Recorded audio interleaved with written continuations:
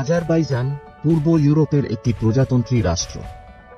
এটি কৃষ্ণ সাগর ও কাস্পিয়ান সাগরের মধ্যবর্তী দক্ষিণ ককেশাস অঞ্চলের সবচেয়ে পূর্বে অবস্থিত। আয়তন ও জনসংখ্যার দিক থেকে এটি ককেশীয় রাষ্ট্রগুলির মধ্যে বৃহত্তম। দেশটির উত্তরে রয়েছে রাশিয়া, পূর্বে রয়েছে কাস্পিয়ান সাগর, দক্ষিণে ইরান, পশ্চিমে আর্মেনিয়া ও উত্তর পশ্চিমে রয়েছে জর্জিয়া। কাস্পিয়ান সাগর তীরে অবস্থিত বন্দরটির নাম বাকু, যা আজারবাইজানের রাজধানী ও বৃহত্তম শহর।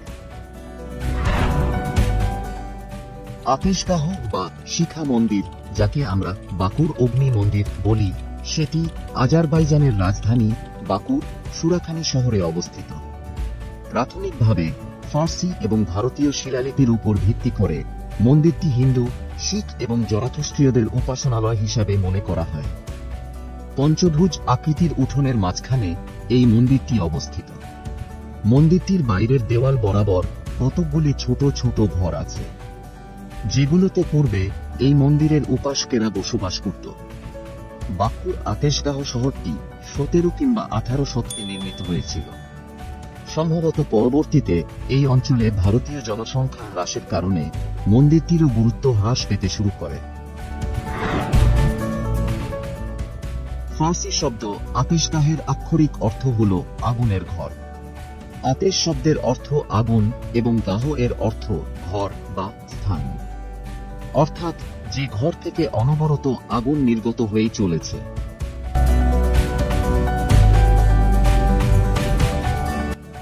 সুরাখানি শহরটি অ্যাবশেরন উপদ্বীপে অবস্থিত। এই এলাকায় মাটির নিচ থেকে প্রাকৃতিক গ্যাস বের হয়ে থাকে। এর জন্য এই স্থানটি বিখ্যাত। এই তেলের শিখাটি সবসময় জ্বলতেই থাকে, তবে এটা কবে থেকে জ্বলে আসছে তার কোনো নির্দিষ্ট সময়কাল আন্দাজ করা যায় না। ইস্তাখরি নামে এক ঐতিহাসিক 10ম শতাব্দীতে তার বইতে উল্লেখ করেন যে পূর্বে অ্যাবশেরন উপদ্বীপে অগ্নি উপাসকদের বসবাস ছিল এবং সেই সময়কাল থেকেই এই স্থানটি অগ্নি উপাসকদের কাছে পূজিত হয়ে আসছে। হিন্দু ধর্ম এবং জরাথুস্ট্রবাদে আগুনকে পবিত্র বলে মনে করা হয়, তাই মূলত এটি অগ্নি দেবতাকে উৎসর্গ করা মন্দির। কিছু পণ্ডিত অনুমান করেন যে আতেশগাহ একটি প্রাচীন জরাথুস্ট্রীয় উপাসনালয় ছিল। অতীতে পূর্বের পারস্য এবং এর প্রতিবেশী অঞ্চলে মুসলিম বিজয়ের সময় ইসলামিক সৈন্যদের আক্রমণের ফলে মন্দিরটি ধ্বংস হয়ে যায়। ধীরে ধীরে অবস্থার পরিবর্তন হয়। স্থানীয় লোকেরা আবারও এই স্থানে পুজো করা শুরু করে। 17 শতকের শেষের দিকে সুরাখানিতে ইন্ডিয়ান টেম্পল অফ ফায়ার নামে নতুন রূপে মন্দিরটি নির্মাণ করা হয়। আতেশগাহ মূলত হিন্দু কাঠামো ছিল নাকি জরাথুস্ট্রিয়ান ছিল তা নিয়ে বিতর্ক রয়েছে, তাই সঠিকভাবে এখনও এটা বলা সম্ভব নয়। মন্দিরটির কাঠামোর উপরে স্থাপিত ত্রিশূলটি সাধারণত হিন্দুদের পবিত্রতার প্রতীক। অপরদিকে ত্রিশূলটি ভালো চিন্তা, ভালো কথা এবং ভালো কাজের রূপে জরাথুস্ট্রিয়ান প্রতীক হিসাবেও বিশ্বাস করা হয়। ইউরোপীয় ভাষ্যকার জোনাস হ্যানওয়ে বলেন, জরাথুস্ট্রীয়রা শিখ এবং হিন্দুদের তাদের ধর্মীয় বিশ্বাসের প্রতি শ্রদ্ধা রাখতে এই মন্দির নির্মাণ করেছিলেন। মধ্যযুগের শেষের দিকে মধ্য এশিয়া জুড়ে ভারতীয়রা এক উল্লেখযোগ্য সম্প্রদায় ছিল। বাকুতে পাঞ্জাবের মুলতান অঞ্চলের ভারতীয় বণিকরা অর্থনীতির বেশিরভাগটাই নিয়ন্ত্রণ করত। কাস্পিয়ানে জাহাজ তৈরির কাজেও ভারতীয় কারিগরদের কাজে লাগানো হতো। কিছু ভাষ্যকার তত্ত্ব দিয়েছেন যে বাকুতে বসবাসরত ভারতীয় সম্প্রদায় আতেশগাহটি নির্মাণ করেছিলেন। যদিও এই অঞ্চলটিতে ইসলামের প্রভাব বেড়েছিল, তবুও জরাথুস্ট্রিয়ানরা সম্পূর্ণরূপে বিলুপ্ত হয়ে যায়নি। 10ম শতাব্দীর প্রখ্যাত ভূগোলবিদ আবু ইসহাক ইব্রাহিম ইবনে মুহাম্মদ আল ফারিসি আল ইস্তাখরি লিখেছেন যে অগ্নি উপাসকরা বাকু থেকে দূরে এমন একটি জায়গায় বাস করত যা বর্তমানে আতেশগাহ নামে পরিচিত। আতেশগাহের মন্দিরটির দেওয়ালে বেশ কিছু শিলালিপি রয়েছে। এগুলির সবটাই সংস্কৃত বা পাঞ্জাবি ভাষায়। শুধুমাত্র একটি ফার্সি শিলালিপি পাওয়া যায়, যা ভগবান গণেশ এবং জোয়ালাজির ছবির নিচে লেখা রয়েছে। একটি প্রেস রিপোর্টে দাবি করা হয় যে কাঠামোটি বাকুতে হিন্দু ব্যবসায়ী সম্প্রদায়ের দ্বারা নির্মিত হয়েছিল।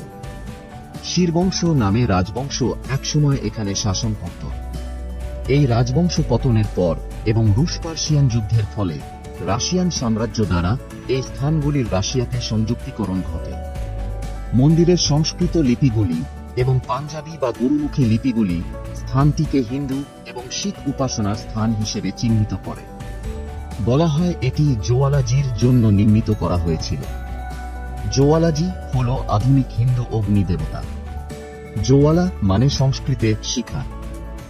ভারতের হিমাচল প্রদেশের কাঙ্গা জেলায় জোয়ালাজির একটি বিখ্যাত মন্দির রয়েছে, যার সাথে আকাশগ্রহের প্রবল সাদৃশ্য রয়েছে। শিলালিপিগুলির মধ্যে হিন্দু দেবতাদের নাম উল্লেখিত রয়েছে, যাদের মধ্যে দেবতা গণেশ এবং ভগবান শিবের নাম উল্লেখিত আছে। 1883 সালের পরে এই এলাকার পার্শ্ববর্তী জমিগুলিতে পেট্রোলিয়াম এবং প্রাকৃতিক গ্যাসের অনুসন্ধান শুরু হয়। ফলে এই অঞ্চলে প্রাকৃতিক গ্যাস মজুদের প্রমাণ সামনে আসে।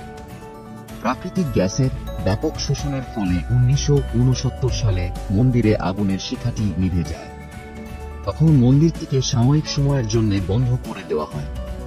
তবে দর্শকদের কথা মাথায় রেখে 1975 সালে এটিকে একটি জাদুঘরে রূপান্তরিত করা হয় এবং এখন প্রতি বছর প্রায় 15,000 পর্যটক এটিকে পরিদর্শন করতে এখানে আসে। 2007 সালে আজারবাইজানের রাষ্ট্রপতির আদেশে এটিকে একটি জাতীয় ঐতিহাসিক স্থাপত্য সংরক্ষণাগার হিসেবে ঘোষণা করা হয়। এই স্থানটি হিন্দু এবং পার্সিদের কাছে খুবই গুরুত্বপূর্ণ।